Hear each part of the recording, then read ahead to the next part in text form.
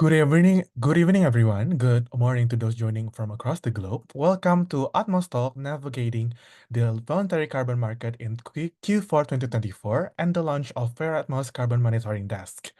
Today, we'll be diving into the latest updates and insights on voluntary carbon market dynamics and the launch of Fairatmos' very own carbon monitoring desk. Before we begin, here are a few important notes. This event will be recorded and shared with all registered participants afterward. If you'd like to remain off camera, please disable your video. We encourage active participation, so please feel free to share questions through the Zoom chat and we'll address them during the Q&A segment after the presentations. And the third one is to make sure to sign up to AtmosCheck and click the link listed in the Zoom chat below for a chance to win offset certificate and stay until the end of the event for the announcement itself. Without further ado, to officially kick AtmosTalk off, please welcome the CEO and founder of Fairatmos, Natalia Rialuki, to share Fairatmos' vision and also the value we aim to bring carbon market through our new carbon monitoring desk. Thank you very much, Review. Good evening and good morning, everyone from all over the world. We gather here today as project developers, carbon credit buyers, enthusiasts, and everyone who are curious about the state of carbon market today, particularly the voluntary carbon market. As we are seeing increase in retirement, yet at the same time, the same level of scrutiny, price volatility is still happening. We are really questioning where is this market actually going. And at the same time, we often hear about a lot of carbon credit demands these days are looking for reforestation projects. What are the updated methodologies? How can we increase the integrity and improve the way we monitor our carbon projects? It's becoming a very, very often questions that we hear, and we want to find the answers so that we can be more confident in building our own project carbon. Therefore, to answer those questions, I would like to welcome and introduce our special guest speakers for today's AtmosTalk, Andrea Bonzani from IETA and Spencer Plum from Verra. We are very honored to have these two experts to learn from and have a very thorough discussions about the state of carbon market and the updated methodology on reforestation today. At Fairatmos, we believe in the culture of learning from the experts, discussing with the peers, and applying it on the ground. Experimenting is critical when it comes to finding the best answer in order to solve our main problem today, which is mitigation of climate change. What is very important is all of this learning is very important to be distributed and shared with everyone who wants to also take a part in this market. That is why we believe where the difficulty lies and the learnings that we have already shared, we would like to share it all with everyone. That is the spirit of us setting up the Fairatmos Carbon Monitoring Desk. We would like to become the platform to provide the latest information, the latest updates regarding the carbon market regulation, methodology, as well as carbon financing updates in a very simplified manner, in a very easy to digest manner, so then everyone can understand what is going on in this very important market that will also determine the future of our world in a very simplified manner and take actions together. To officially open the session, I would like to welcome all the speakers and all of the audience. And to officially launch the Fairatmos Carbon Monitoring Desk, I would like Vanessa to demonstrate where you can find this platform and where you can find all of this information that is accessible for you. Please, Vanessa, take the floor. Thanks, Ria.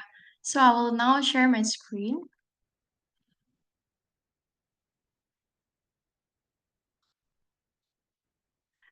Right. So hi everyone. To access our downloadable content, you can always go to fairatmos.com and click this Inside Page button right here. And scroll down a little bit until you found the downloadable content, or you can actually scroll down somewhere to actually read our short articles and also news. So to download the downloadable content, click Read More right here. And scroll down and you can easily fill up all your data. It will take less than a minute.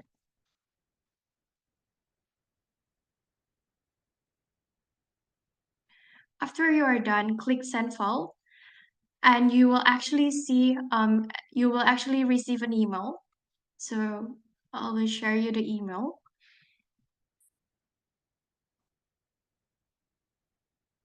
Like this. And now you can actually review and download the report right here by clicking this button.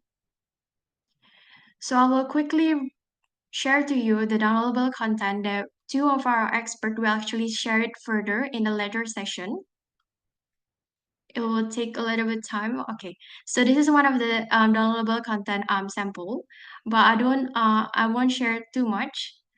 And if you have any trouble to actually download the downloadable content, you can actually always click contact us in our webpage. Thank you. All right, thank you so much, Ria and Vanessa.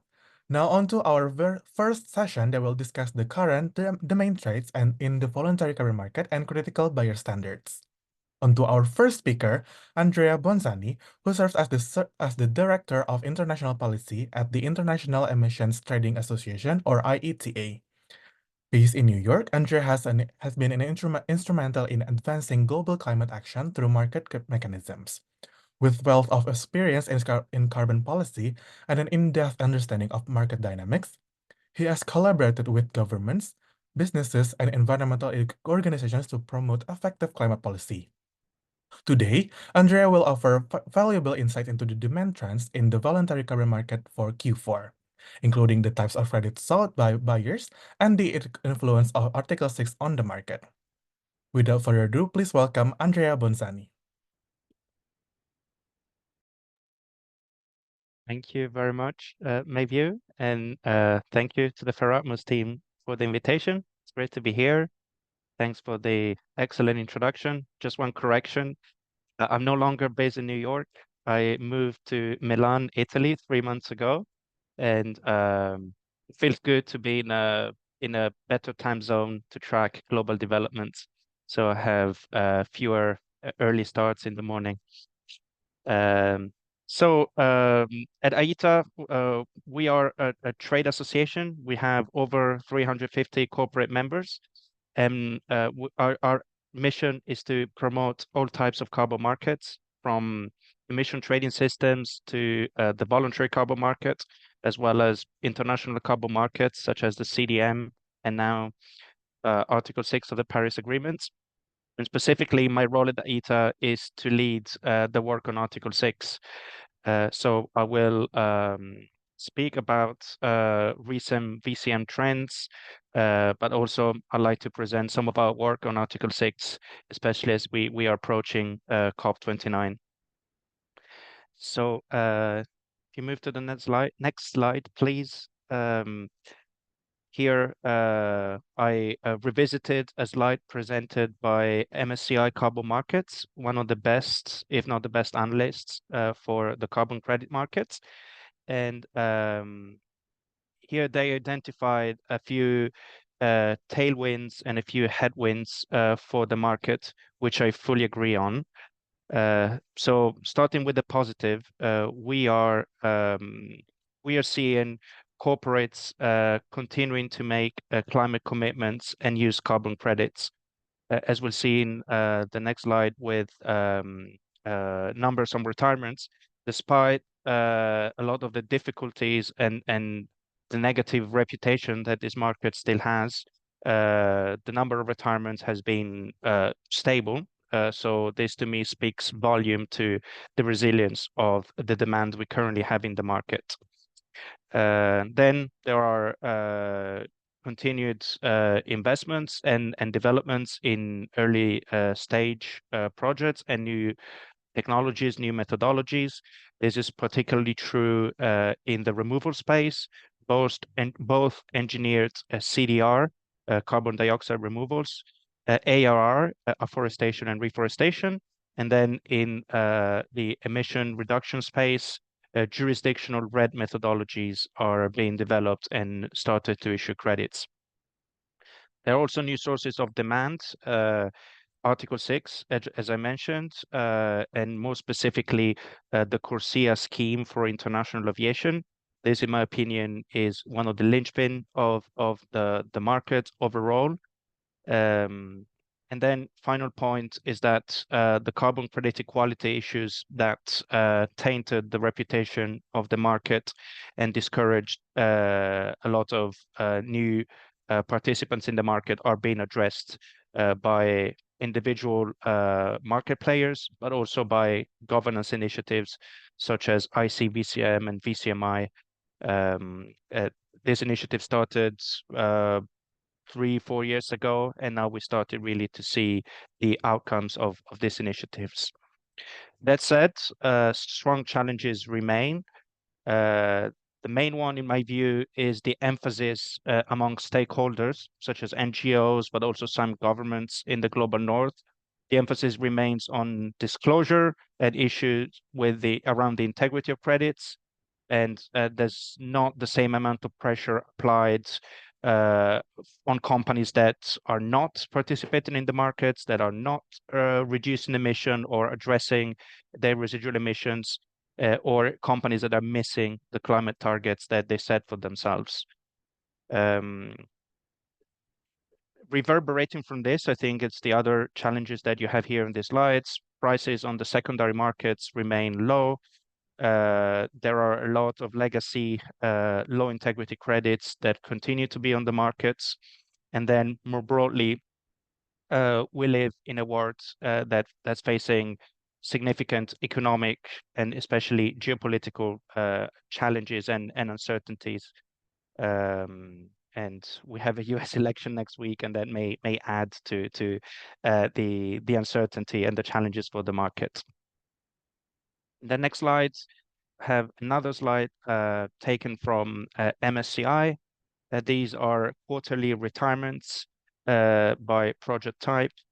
And as you see, we are at levels that are similar to Q3 last year, not much lower to where we were in 2022.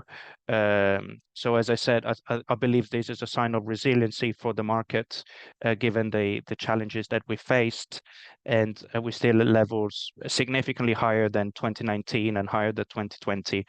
So I think this is a solid starting point to begin with.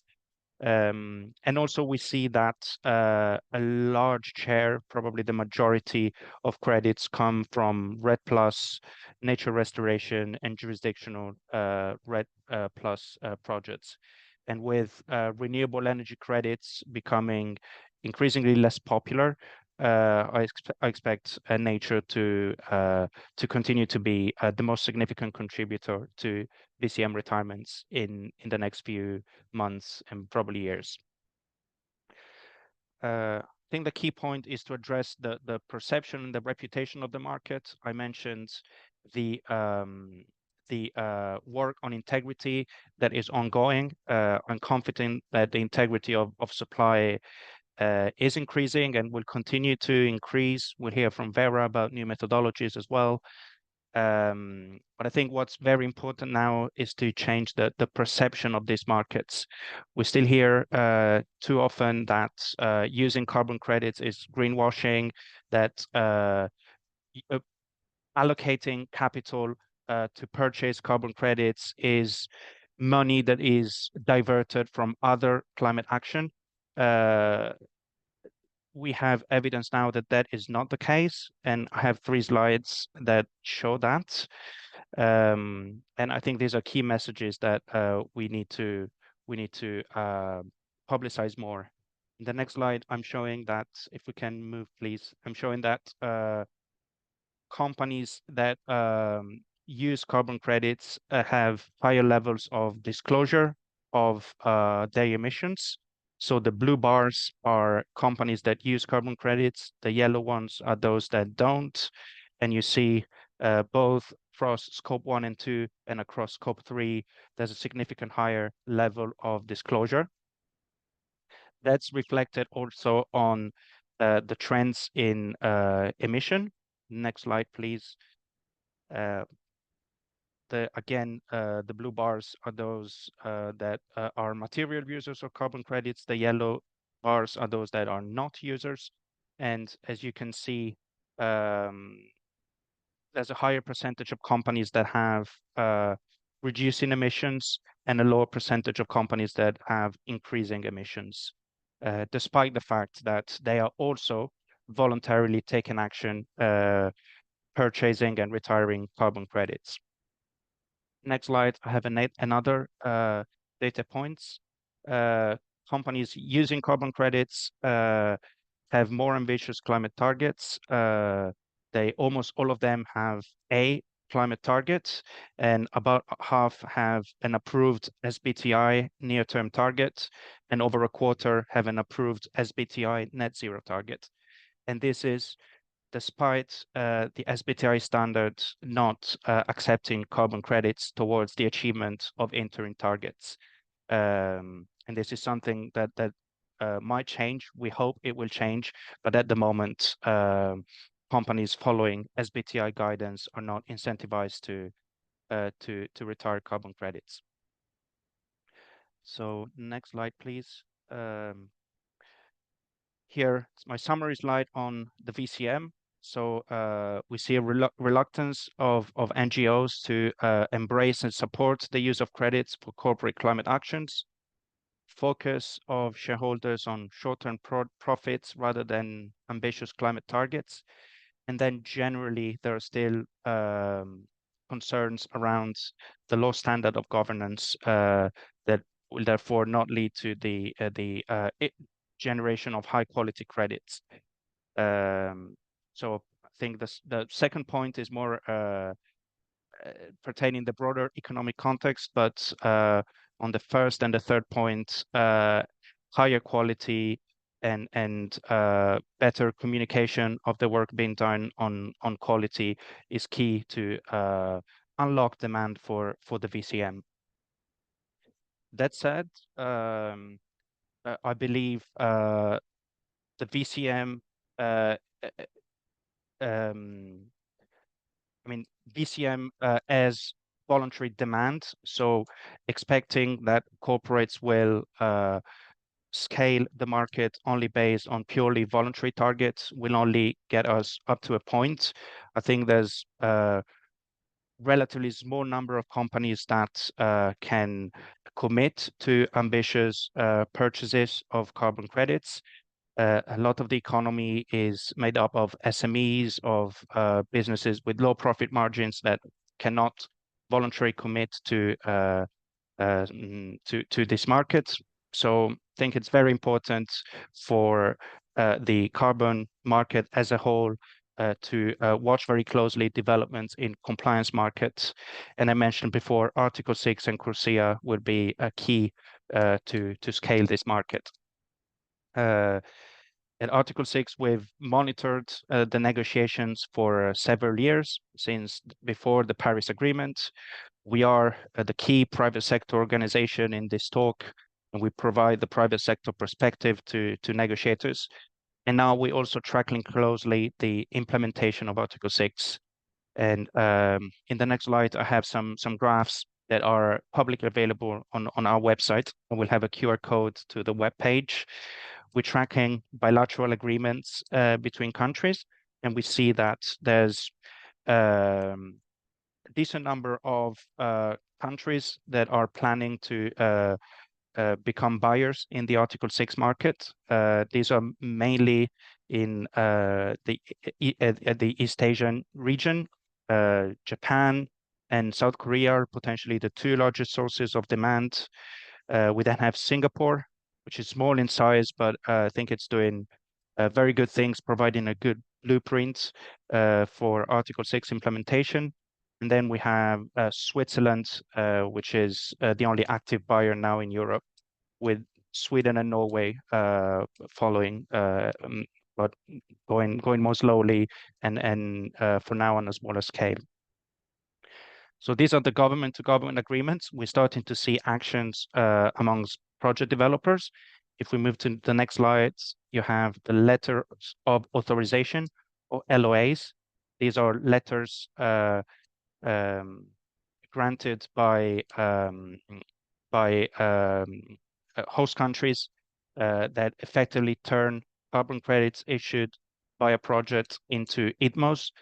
And here you see some letters of authorizations granted in the context of the Swiss Article 6 cooperation, but also a lot of so-called unilateral letters of authorization granted by host country governments directly to project developers. And these the IDMOs that will be generated by these projects will most likely be used under the for the CORSIA scheme for international aviation, but also some of these may be accepted towards the NDC of some countries. And for now, the only project that has fully eligible credits under CORSIA is the jurisdictional RED Plus program of Guyana that you see on top of the graph on the right. But we hope that more crediting programs will be approved, including Verra, and then we'll have an increase in supply. So if you scan the QR code, you see you can find these graphs that we keep continuously updated. We also have a more detailed analysis of the existing letters of authorization. I'll show it in the next slide. It's at the bottom of the same page. And here you have details about the types of projects that have been authorized, the methodologies, volumes, and other features. Will be at COP29. The next slides, I have some QR codes still. We have a pavilion in the blue zone as usual. If you scan that code, you'll find more information. The program will be available very soon, possibly tomorrow already. On Thursday this week, we'll hold a pre-COP29 webinar in cooperation with the International Chamber of Commerce. We'll have some senior negotiators as speakers from the European Union, Japan, the African Group, and as well as the Azerbaijan presidency. And on top, you have a QR code to the position briefs we published a few weeks ago if you want to know about the latest on outstanding issues on Article 6 negotiations, as well as IETA positions. So with this, I'll stop there and very happy to answer questions if we have time. Thank you.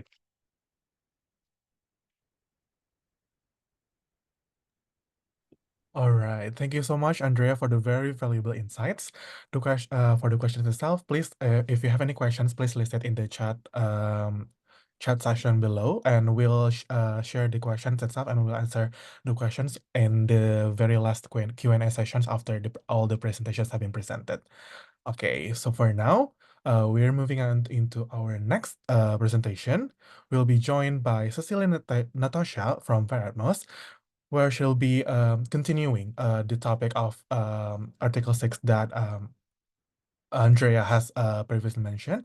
And it's a pleasure to introduce Cecilia, who currently leads as a strategic partnerships at Fairatmos. And Cecilia has a diverse background by combining environmental expertise with business acumen. And in her role, she bridges environmental goals with strategic business solutions, leveraging technology to drive impactful results in the carbon market itself. Cecilia's experience includes roles in project management and data analysis, which she now uses to drive partnerships and initiatives at Fairatmos. Today, she'll provide us with insights on navigating VCM standard buyers and explore the implication of Article 6 for the Southeast Asia market. Cecilia, the floor is yours. Thank you so much, Matthew, for the time. So let me share my screen a bit. All right. Hi, everyone. My name is Cecilia Natasha. I'm part of the Carbon Regulatory Expert team and currently contributing to the content of Fairatmos Carbon Monitoring Desk. So today I'm going to share a bit of what we've been cooking in the kitchen. The first article we produced titled Article 6 in Southeast Asia. And thank you so much, Andrea, for the introduction. Again, a bit of the Article 6. We know that it's been hot topic and it's important as this is one of the key elements in the voluntary carbon market. And hence, we would love to give an overview on what is Article 6 and how it's progressing in Southeast Asia. And also later on, I will share our next content that will be published within this week, titled Navigating Buyer Standards in Nature-Based Solution Voluntary Carbon Market. Again, a bit of disclaimer. Please feel free to access the file directly in Fairatmos website, as Vanessa mentioned before, for easier reads. And if you have any question, please just shoot it in the comments and I would love to answer it later on. So maybe a bit of a background. If you're not familiar, Article 6 is part of the Paris Agreement that allows countries to collaborate voluntarily in achieving the climate goals. So basically, through Article 6, countries can help each other to meet their climate target, or what we know as NDC, or nationally determined contributions. And right now, we have 3 frameworks going on in the Article 6 itself.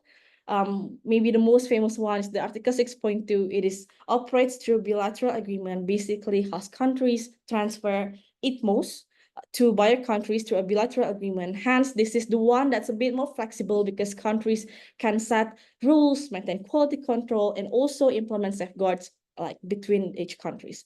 And then the one that we are looking forward to more discussions in the COP29 is the Article 6.4, where countries generate units through a new UNFCCC centralized mechanism and then transfer them to the buyer country and other buyers. And the last one is the Article 6.8, where using the web platform of UNFCCC, the buyer country will give financial support or capacity building or technical supports without really having like an expectation or on trading carbon credits, or this is known as the non-market approach. Again, more details can be seen in the article on this article, which you can achieve through the Fairatmos websites. And as Article 6 is talking about multiple parties that is engaged, we need to make sure that the credit is not counted twice. And this is the mechanism that Article 6 is using, which is called corresponding adjustment. Basically, it is an accounting measure that prevents the countries from counting the same reduction twice. And I mean, I think this is just a bit of what is Article 6. This is just the high level overview. Again, if you need more information, feel free to scan the barcode, click the link on Fairatmos website, and you will be able to find more information there.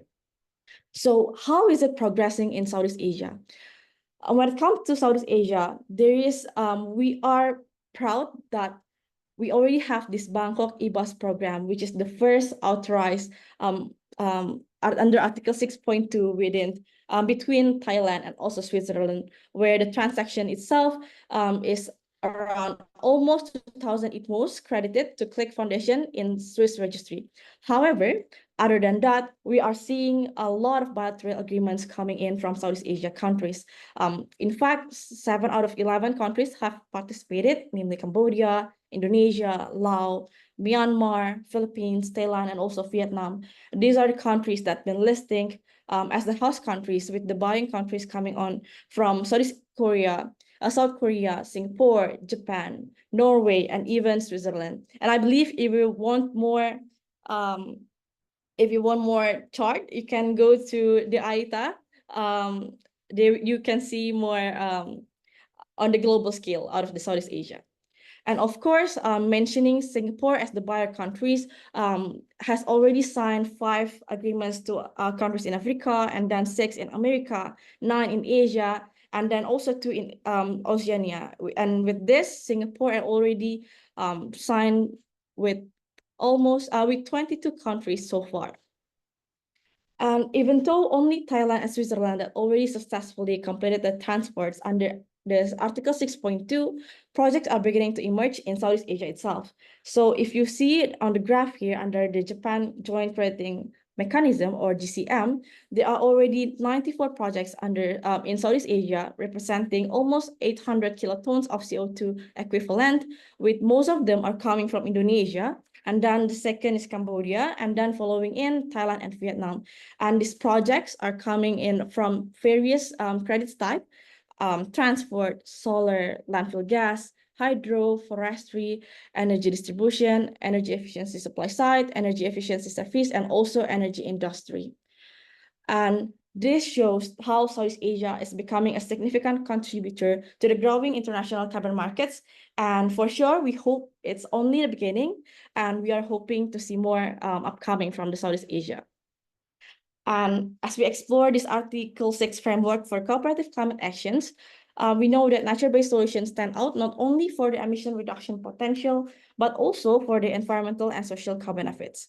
However, to ensure these benefits are genuine and impactful, robust quality assessment are essential. By emphasizing transparency, measurability, and accountability, we can distinguish high integrity NBS projects that fulfill nature Article 6 goals while enhancing ecological resilience and community well-being.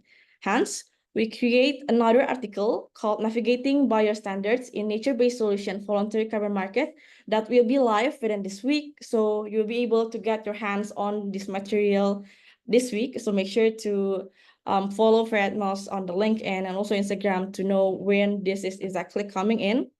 But we're talking about the biostandard landscape. This is the simplified version to get your hands on to what is the key elements in the voluntary carbon market landscape itself.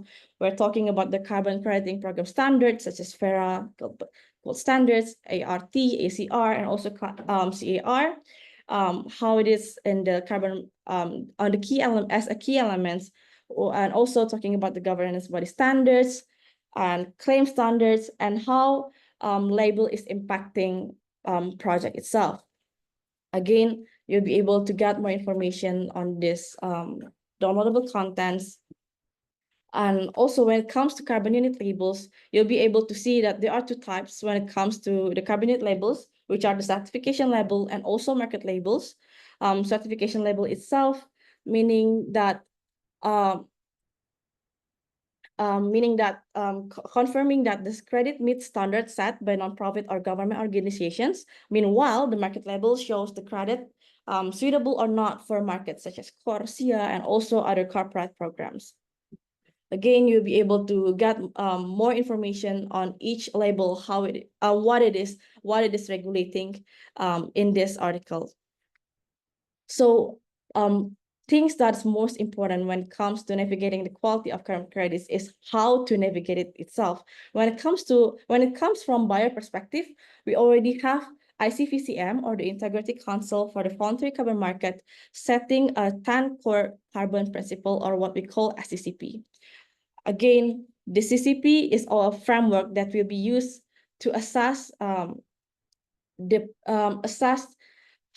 the programs and also how each methodology is going. So you will be able to know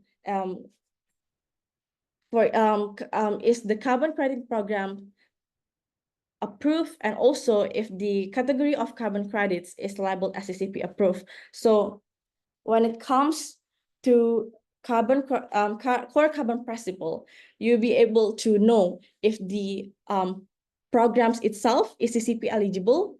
And other than that, you will be able to know whether the category of carbon credit itself is labeled as CCP approved. This is to know if it is to know the quality and also to navigate the quality of carbon credits from the buyer perspective. However, not all programs and also not all methodologies is already assessed and already get the stamp of CCP approved. Hence, if you want to contribute or if you want to assess the quality of carbon credits, how to know this? We already mapped this through the methodology for assessing the quality carbon credits from the World Wildlife Funds, or WWF US, where there are already 7 quality objectives with a couple of criteria within it, where you will be able to assess it even though it's not already CCP eligible or it's not CCP approved yet.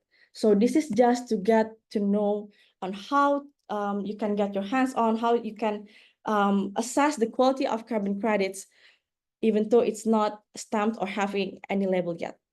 So this is just a bit of the high level on what we are doing, on what we are assessing, and also what we are creating for the past couple of weeks. So you will be able to break a chunk of the information into more easier digestible information. And again, this will be available in Fairatmos website this week. So if you have any questions or if you want to get to know more about the article, please feel free to check it on our websites.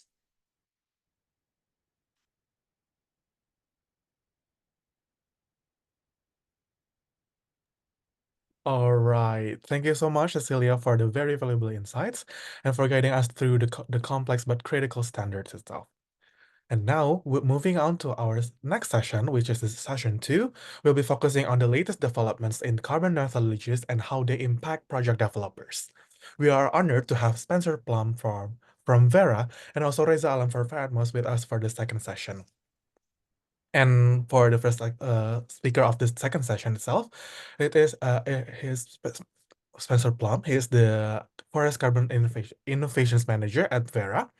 Spencer has an extensive background in developing and refining forest carbon methodologies, bringing both scientific expertise and practical insights into carbon projects.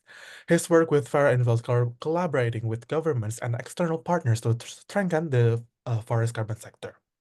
Prior to Verra, Spencer contributed to forest restoration projects with the National Forest Foundation, focusing on ecosystem services and conservation finance. With a PhD in natural resources from the University of Idaho, Spencer is well equipped to share the latest updates in VM 0047 in methodology and what they mean for project accuracy and accountability. Without further ado, please welcome Spencer Plum.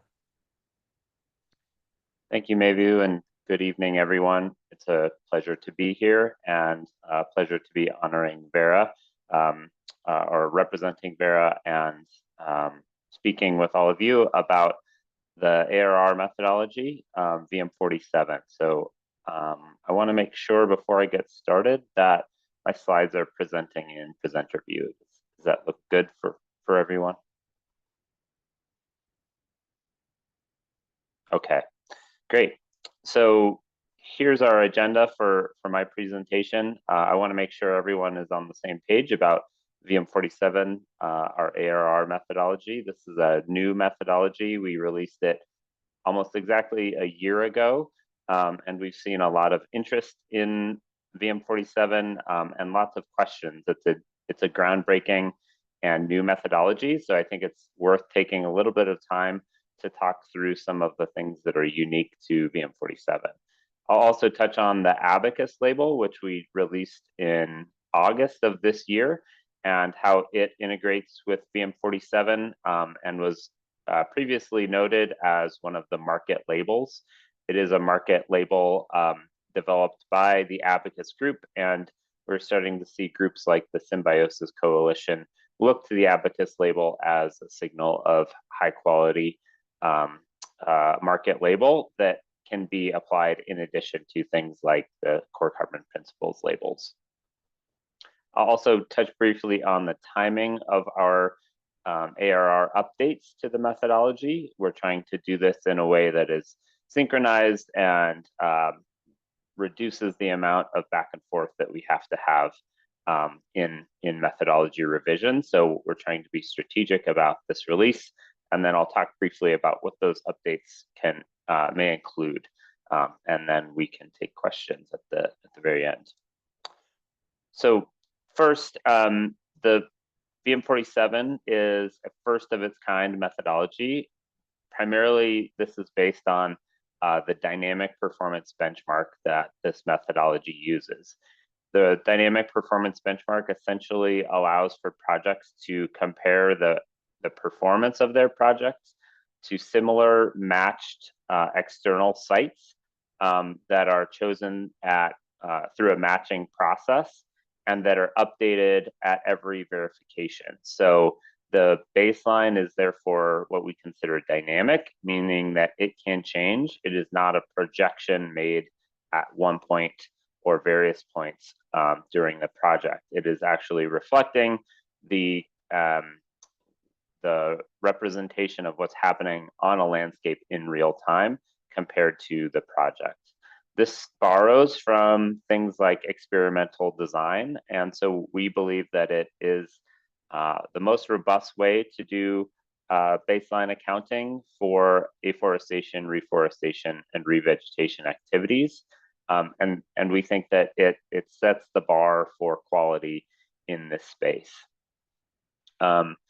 We have proposed this methodology to ICVCM for core carbon principles labeling, and we are hopeful that it will be approved in the coming months.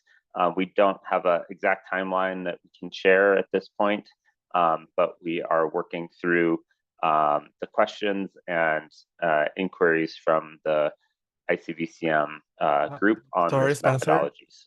Sorry to cut you off. I think you haven't shared it in its full screen because it's still stuck on the cover page. Oh,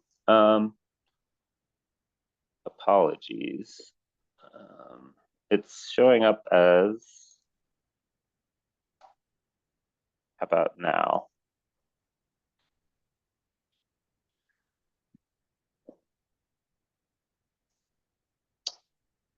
I'm sorry, on mine it is showing, so I'm not sure if there's another way to do this. Let's see.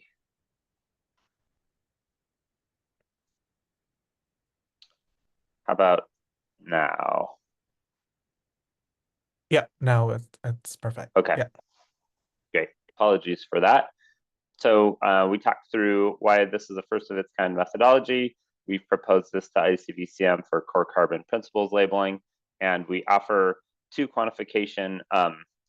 Basically, the methodology does offer two quantification approaches: an area-based approach, which uses the dynamic performance benchmark, and a census-based approach for projects that are smaller scale by instance size, and also meet criteria that would make it reasonable to assume that the baseline is likely to be zero. So many of these projects would have to occur in places where it is very unlikely that forest is likely to regenerate unless there is action taken. And so we do have both of those approaches embedded in the methodology. I'll talk a little bit about each of those approaches in the next slide. And then finally, I want to touch on how this methodology replaces the CDM ARR methodologies. So we currently continue to allow projects to credit under these CDM ARR methodologies, and we don't have plans in place at the moment to require that projects switch. We are developing the capacity to allow projects to make this transition. And as you can imagine, switching from a projected baseline to a more dynamic baseline can be a little bit difficult. There are some areas that we need to sort out in order to be able to go back far enough in time to select a representative sample of control plots. So we're working through some of those issues at the moment and hope to have those updates ready in 2025 that will help facilitate smooth transitions between CDM and the VM47 projects. If you have a project that is under development and being reviewed by a VVB, you would have until 30 June 2025 to make to be validated under the CDM methodology in order to continue crediting. If you have not made it that far along in the process, you'd be requested to use VM47 moving forward. Happy to take questions specifically on that, as I know that's a key issue for folks. So really high level overview here of the area-based approach. We use direct measurements, and that means in-field, in-situ measurements to quantify carbon stocks. In the area-based approach, this means having field-based plots.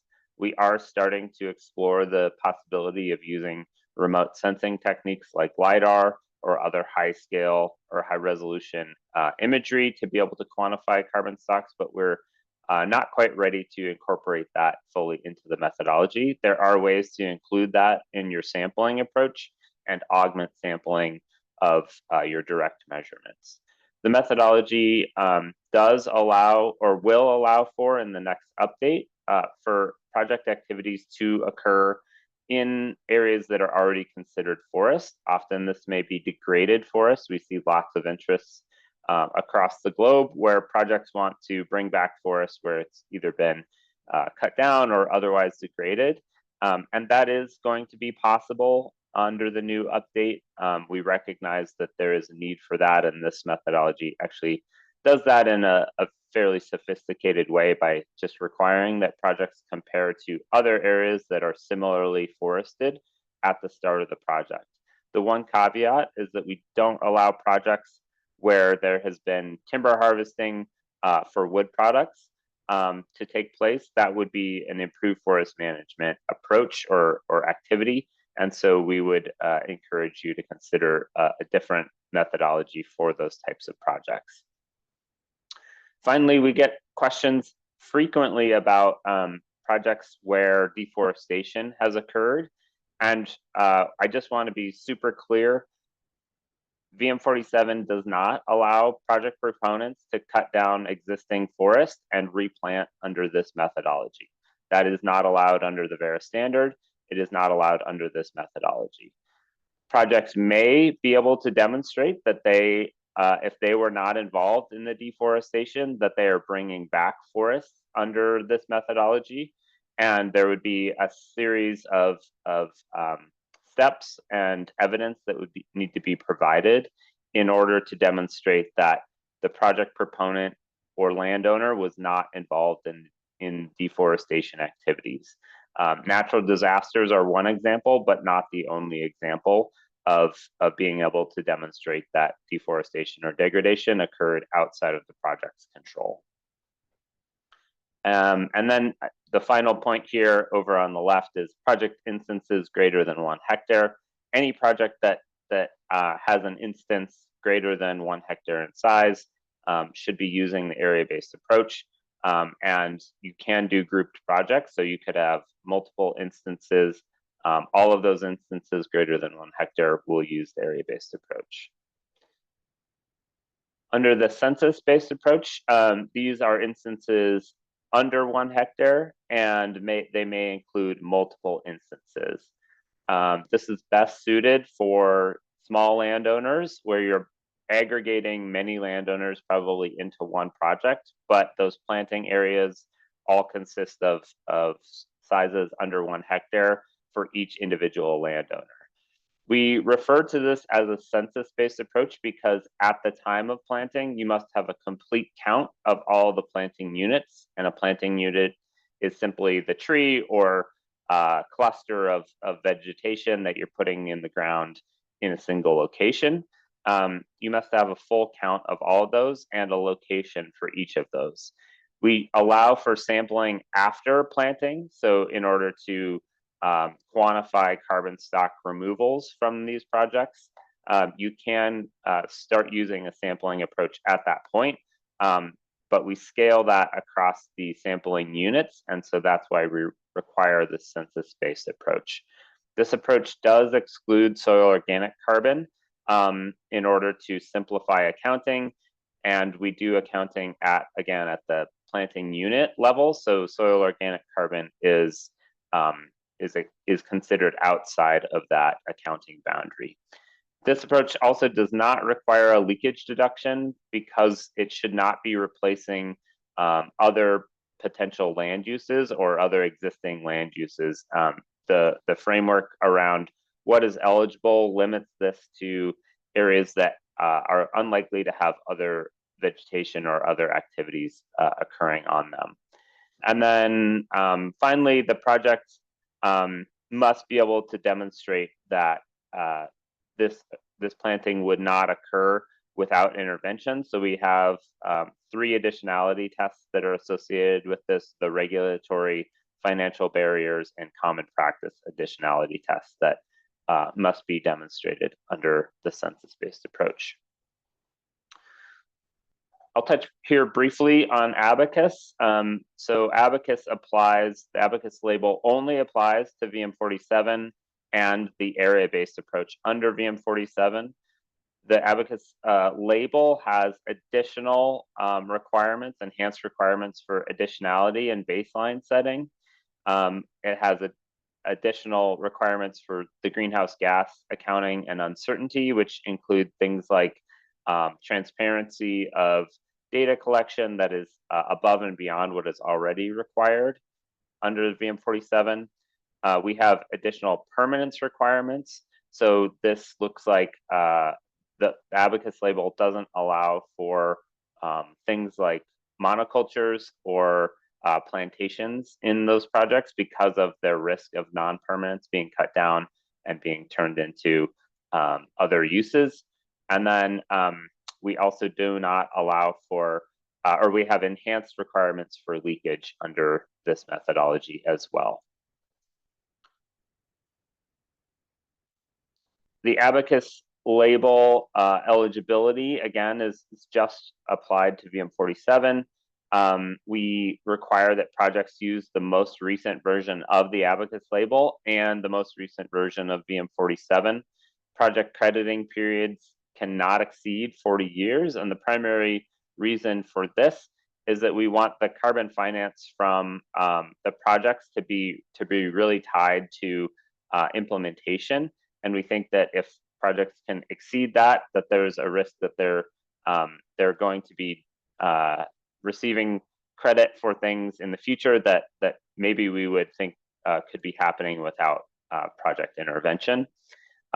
Abacus labels must be applied to an entire verification period, and the Abacus label cannot be issued retroactively. So these are all some things to just keep in mind. Projects that want to pursue the Abacus label do have a higher bar to get over, but we do think that there is lots of interest from market buyers, voluntary buyers, in applying the Abacus label. And we think that there's likely to be many buyers seeking out Abacus labeled credits in the near future.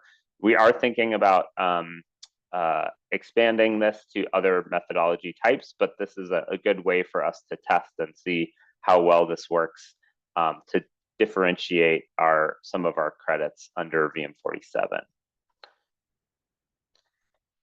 So now to touch briefly on our updates. So like I mentioned at the beginning, VM47 is going through a revision process. This was initiated in May 2024 of this year. And we are hoping to have this wrapped up by the end of the year. It's possible it goes into early Q1 of 2025. However, these updates are primarily focused on ways to make the methodology more usable. We've received lots of feedback about things that are either complex or could use refinement. And so that's what this is largely focused on. If we are making changes, they are mostly to facilitate easier use of the methodology. The Abacus label update that will follow this is likely to follow in the next 2 quarters after our ARR methodology update. We think this should be pretty minor. We may be able to do it slightly quicker than what's demonstrated here, but have a working group to go through with. So want to give ourselves enough time.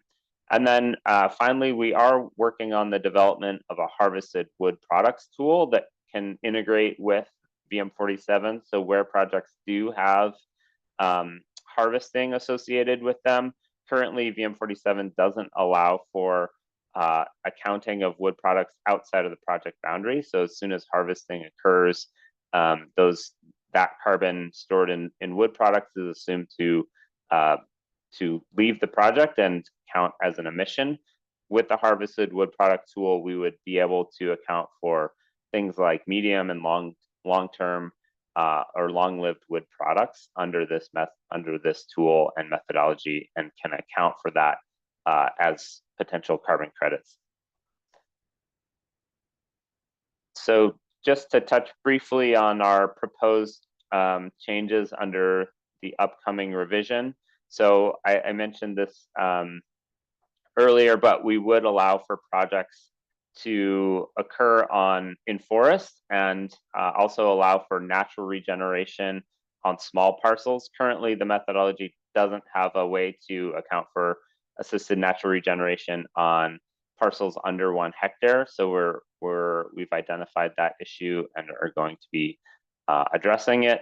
We've updated our GPS requirements for the census-based approach and aligned that with what we now recognize is globally more appropriate. A 15-meter accuracy using smartphones is often the way that each individual planting unit is going to be marked. So we want to recognize that that's a more practical approach.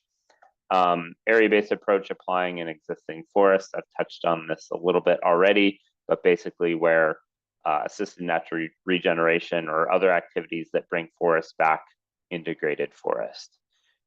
We will have an approach that allows for remote sensing biomass estimates at time zero or slightly before time zero to represent the carbon stocks on the ground at time zero. This should allow for more projects to be able to use the methodology that were perhaps initiated before this methodology was out and potentially did not have a time zero estimate of carbon stocks. And then we have clarified these restrictions on clearing. Just making sure that our methodology clearly aligns with the standard on what is eligible when land has been cleared. And then accounting for deadwood in clearing. Previously, we did not allow for the removal of deadwood, but we have fixed the accounting to basically allow for, as long as you are subtracting that and accounting it as an emission source, you should be able to remove deadwood, as that was a potential risk for projects that are planting in fire-prone areas. Having additional fuel load on the ground is a risk for them. So we have proposed these changes. There are several others that we are considering and working through, and hope to have these wrapped up by the end of the year. So that's a fairly detailed overview of where we're headed, and happy to take questions. Thank you for your attention. All right. Thank you so much, Spencer, for the very thorough update, especially on the VM47. And for everyone who have any questions, please do drop it in the chat section below. And also, I'd like to remind everyone, if you'd like to be put into the raffle prize announcement later at the end of the event, please sign up to our AtmosTalk, and the link will be listed also on the chat below. Now, continuing from the presentation from Spencer, we'll have Reza, our carbon methodology and design scientist at Fairatmos. With a background in forestry engineering from Institut Teknologi Bandung, Reza brings hands-on experience in sustainable forest management, reforestation, and RDD+ project design. In his role, he specializes in carbon methodology, environmental and social impact announcements, and biodiversity conservation. Reza is passionate and about leveraging his expertise to contribute to more sustainable future, and tonight he'll shed light on practical implications of recent updates in the carbon methodologies and what these changes meant for project developers. Reza, the floor is yours. Okay, good morning, good afternoon, good evening, everyone. Today we are diving deep into the carbon projects and key concept. The dynamic baseline specifically, we will focus on VM47, a groundbreaking methodology within the Verified Carbon Standard or VCS. Next slide. So, for the introductions, VM47 is making waves in the carbon market by offering a robust way to quantify carbon removal from projects like afforestation and reforestation, such as Mr. Spencer Plum mentioned before. The dynamic performance benchmark is needed to ensure the additionality of these ARR projects. The growing number of projects using this methodology, as seen in Verra register data, demonstrate its appeal, such as there are several projects that are still under validation and under development based on the project listed on Verra VM47 up to September 2024. And at the heart of the VM47 lies a key innovation, the dynamic baseline, which we will explore in depth today. Next. And dynamic baseline, or the dynamic performance benchmark, and why it's important. The dynamic baseline is applicable for area-based approach in VM47. It's not for the census-based approach. Imagine you are an asset owner or project developer planting trees to fight the climate change. You deserve credit for your efforts. But how do you prove you made a difference? Dynamic baselines provide the answer. Unlike the traditional static baselines or forecasted baselines, which often rely on simplistic assumptions, dynamic baselines act like a moving target, reflecting how much carbon your trees would have stored annually or naturally, even without your project. This ensures a fair and more accurate assessment of your project impact rather than using traditional static or forecasted baselines. So in these terms, the dynamic baselines provide more scientifically approved and robust additionality. Next. Yeah, so it is a little bit of visualization of the forecasted or static baseline versus dynamic baselines. This graph clearly illustrates the disparity between static and dynamic baselines. While a static baseline can lead to an overestimation of carbon removal and inflated credits, a dynamic baseline provides a more accurate picture, guaranteeing fair accounting and upholding the integrity of the carbon market. And several key factors that why dynamic baselines are more accurate and relevant than static baselines. The first factor is accounting for heterogeneity and change of the dynamic baseline compare project performance to real-time observations from similar control plots, capturing natural variation and changes based on real-time and what is happening in the project area and the control area. And second is adapting to evolving conditions. The static baseline based on historical data or assumptions that may become outdated, leading to inaccurate crediting, rather than dynamic baseline that continuously updates based on the latest observation from control plots, reflecting current condition and accurately capturing the project impact. And the third factor is scientific rigor and transparency. The static baseline may rely on simplified assumptions and limited data, and potentially compromising accuracy and credibility, while the dynamic baseline based on scientifically rigorous methodology involving careful control plot selections, robust monitoring, statistical analysis, and remote sensing data or objective monitoring. Next slides. So based on VM47, so these factors to select the donor or control plots are derived from the VM47. Selecting the appropriate control plots is crucial for a reliable dynamic baseline. These plots located outside the project area act as the business as usual scenario. Factors like jurisdictional boundaries, ecoregion, environmental planting policies, existing available projects, land tenure, and distance from the project must be carefully considered when selecting these control plots. Hi, Also, Rin. Sorry. yes. Sorry to cut you off. Maybe can you speak a bit louder since your voice is quite soft. Please, can you speak louder? Okay, sorry. Might adjust my microphones a little bit. So can you hear me clearly or better? Yes, much better. Thank you. Okay, thank you. So apologize for that. Yeah, we are suggesting different data source for each key factors to determine the control area, such as the ecoregion. We can use the national ecoregion level from the Ministry Environment or the WWF Terrestrial Ecosystem Type, and other published or official government resources to determine the key factors and assets for determining the control plots. Next slide. Okay, this example demonstrates Verra matching systems which pair project plots with control plots exhibiting similar trends in vegetation change or land use dynamics.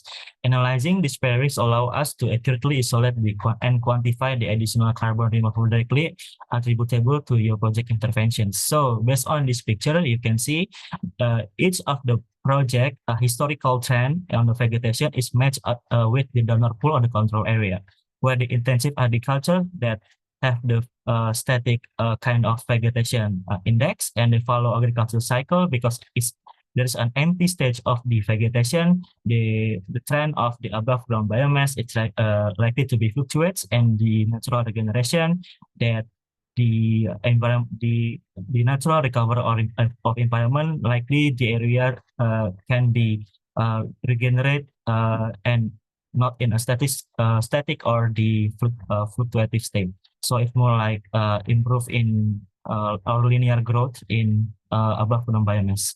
So in each type of the vegetation cycle in the project area, in the donor pool area must be matched using the performance benchmark or dynamic baselines.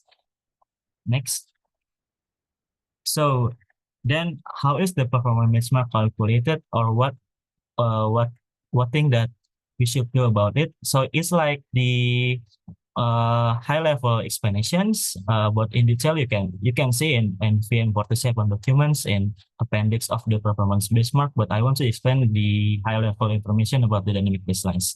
The performance benchmark calculation is a three-step process. First, we match the project plots with similar counter plots. Then we use remote sensing data to monitor changes in vegetation density over time in both offset plots. Finally, we analyze this data to calculate the extra carbon removed by the project, which determines the credits you receive. So in a bigger picture or in a high level, there's a three main steps, that is matching the project and counter plots, monitoring plots, and performance benchmark calculations.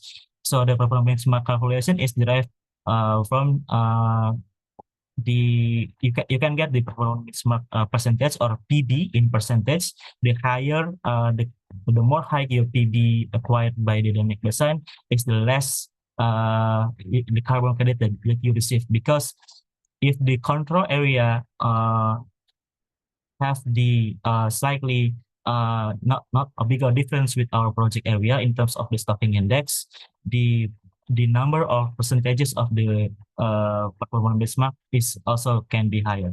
So yeah, it means we should do or conduct the afforestation project very intensively, because the quantification is very relying on remote sensing analysis. So the more that you can increase your vegetation annually and significant, the more the credits that you can get, and the more additional your project can be determined. Next slide. So I want to explain about the stocking index. Jadi stocking index is a measure of vegetation density in a given area. It's like it's not unstandardized. It's like unstandardized parameters, but the stocking index is are used for determining your vegetation. By using remote sensing data source like Landsat or LiDAR, we can determine the stocking index and accurately estimate the carbon stocks. The choice of data source depends on the factor like required accuracy and budget. So, for example, you can use a normalized difference fraction index or NDFI. You can use canopy height model or GHM, or you can use the percentage canopy cover. And also, I want to elaborate more about Fairatmos capability. We are having the high resolution from LiDAR, and we also have the potential satellite data from Landsat and Sentinel to determine the stocking index analysis. So LiDAR derive canopy height over high accuracy if we are using LiDAR, but while NDVI from Landsat provides a cost-effective alternative with reasonable precision. A combination of NDFI from Landsat and Sentinel-2 data offers a balanced approach, providing cost-effectiveness, breadth coverage, and sufficient accuracy for most RR projects. So, yeah, next slide. I want to more explain about how are the results or expected results from the dynamic baseline itself. So based on this graph, depicts a real-world example of the performance benchmark in actions. Observe how the project plot stocking index differs from the control plots after project initiations, as you can see in T equals 0, or the project starts, showcasing a quantifiable increase in carbon sequestration directly resulting from the project activities. Before the project starts, the control plots and the project plots are in the same of the stocking index numbers. But as you can see, after the planting activity, you can see from the second year to the year 16, the project area are tend to be more higher number in stocking index rather than the control plot. So it determines that your project are having the additionality because the stocking index is higher than the control plots. Next. Implementing dynamic baselines presents challenges including data availability, computational complexity, and the need for robust monitoring and verification. However, the benefit of increase in accuracy, enhanced additionality, and incentivizing performance outweigh these hurdles. So, if you are ready to apply the dynamic baseline to your project, you can contact us or just scan the QR code in this page. And also, you can download this publications in Fairatmos webs, in Insights, and enter your email and you can download it free. Yeah, next slides.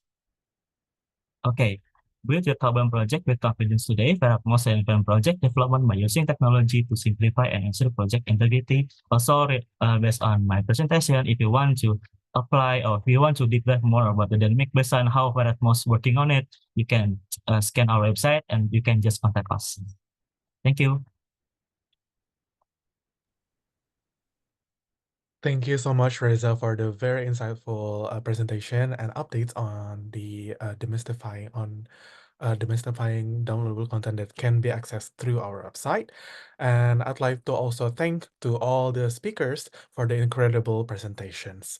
We'll now open the floor for questions, and feel free to drop your questions in the chat or raise your hand, and we'll get to as many um, questions to answer as possible within the time also. And also, please, quick announcement, please stay tuned until the end of the session for the raffle prize announcement. And if you haven't signed up yet, there's still time. And I'd like to raise the floor for any questions. Anyone wanted to raise their hand or perhaps through the chat Zoom, please. Please do.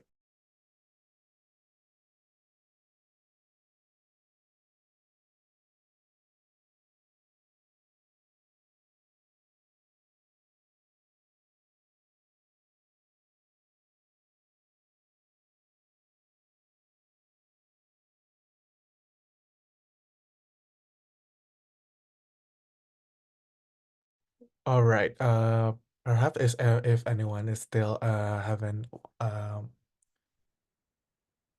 raised their hand yet, maybe we can open the floor for the speakers to perhaps answer some of the questions directly by turning on their mic.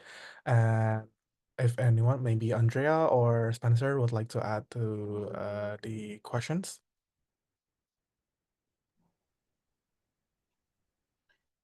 I was just responding in the chat to a question about what measures are in place within VM47 to ensure that land clearing is not conducted solely for the purpose of carbon project implementation. First, I want to just clarify that this is a VCS standard level requirement. So section 319.29 of version 4.7 of the VCS standard has these requirements embedded in them. And then what we're doing in the update is just ensuring that that is clear and reflected in the methodology itself. We were getting lots of questions about that and seeing misunderstanding or misinterpretation of its absence. It's absolutely required. So the evidence that can be used is, it could be done in several ways. It could be a remote sensing analysis, documentation of any sort of event of deforestation, and either what the causes or who the actors were that were involved in that would need to be clearly demonstrated.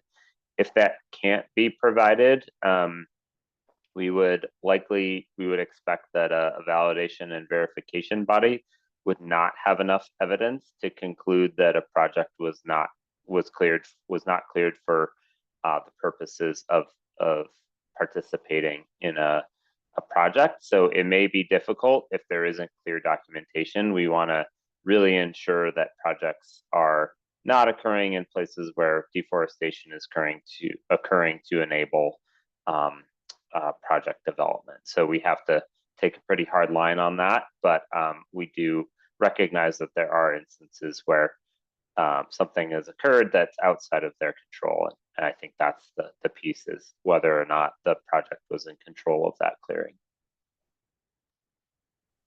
All right. Thank you so much, Spencer. Hopefully that answers the question. And next question is for Andrea. It is a question from Lukman. I'd like to actually read the question. So the question is, what's the high standard governance that will ensure high quality credit production? How should project developers address this, and especially the ones that are operating in the off-value sector? if Andrea may answer. Okay. So yes, very good question, and it's the only one I did not answer directly in the chat because I think it requires more complex discussion. At the moment, we don't have one standard in the market, one source of truth that developers and stakeholders can easily follow. There's a lot of moving parts, but broadly speaking, I would say that it's very important to apply the most recent methodologies approved by the most important standards in the market. CORSIA eligible standards are usually seen as the most robust in the market. CCP eligible programs and credits are also seen as a marker of high quality. And then going forward, I think we would need to watch at the decision of the Article 6.4 supervisory body, not just for even if your project does not plan to credit with the UN mechanism, I think their decision will reverberate in the market and impact the definition of quality applied by all stakeholders. So not a straightforward answer and perhaps not very clear guidance for developers as of today. But there's a lot of work being done, and I hope in a year or two things will be clearer for everyone. All right, thank you, Andrea, for answering the question, and hopefully that answers the question from Lukman. And then, okay, I think we have a question from Aaron P. For Reza. I think we can have one last question. For Reza, from Aaron P. What do you see as the biggest challenge to get an accurate stocking index for Southeast Asia projects? Maybe Reza can answer the questions. Okay, thank you for the question, Aaron's. So from my perspective, the challenges to implement the dynamic baseline in the Southeast Asia is consistent historical records. Many Southeast Asian forests from other countries lack a long-term systematic data on forest growth, removal, and even species compositions. This makes the establishing a reliable dynamic baseline is incredibly difficult.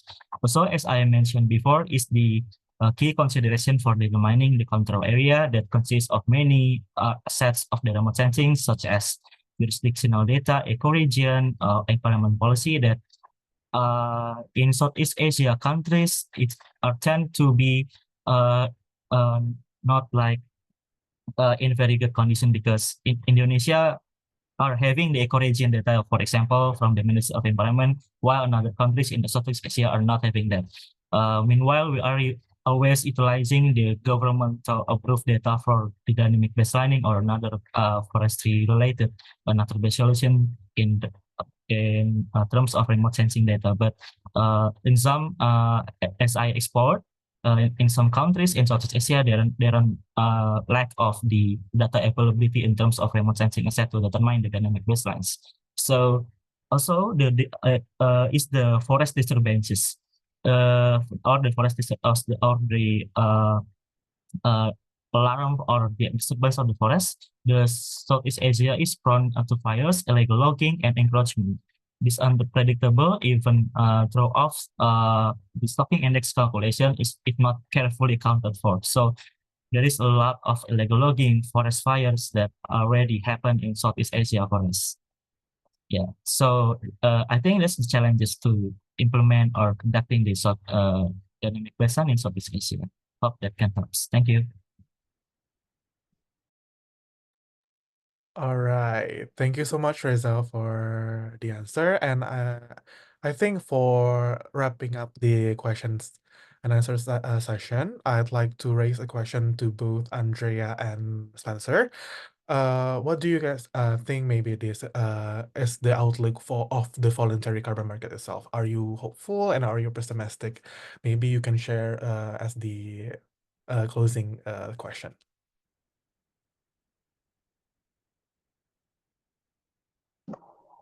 I'll go happy briefly. Okay. Oh, go ahead. Okay, thanks, Spencer. Happy to go first, but it took me a while to unmute. Well, I'd say I'm moderately optimistic. I think the challenging trajectory of the past couple of years showed us how strong the market is rather than how weak. So that's a great starting point. Think, however, if we want to achieve the growth trajectories that many were forecasting a few years ago, I don't think we can count purely on voluntary demand. This is something I'm quite convinced about. We really need to work for some mandatory compliance demand in the global north, in the West, but also in Asia. And that comes with greater government involvement through Article 6 or through some domestic markets. So that if that happens would make me more optimistic about the growth of the verified carbon market, the carbon credit market that does not have to be voluntary.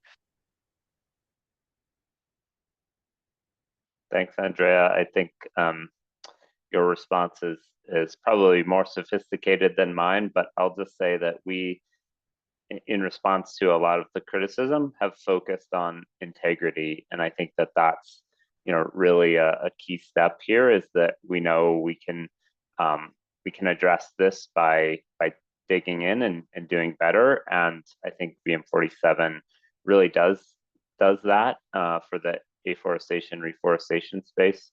We're exploring the potential of taking a similar approach for improved forest management.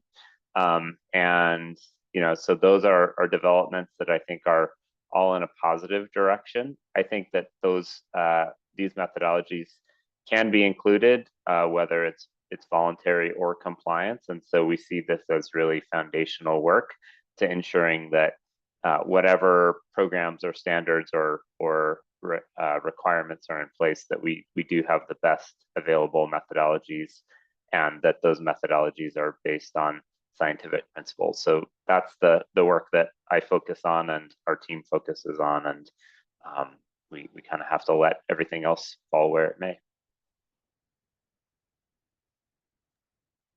All right. Thank you so much, Andrea and Spencer, for the answers and also for answering all the questions in the chat box. Hopefully everyone can check them out.